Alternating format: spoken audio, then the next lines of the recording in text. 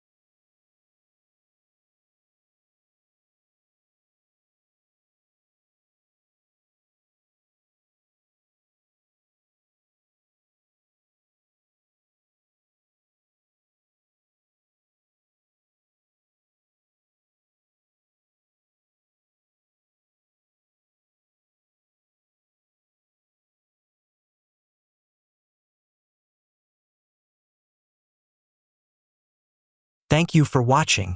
If you found this video helpful, please leave a like and subscribe to the channel.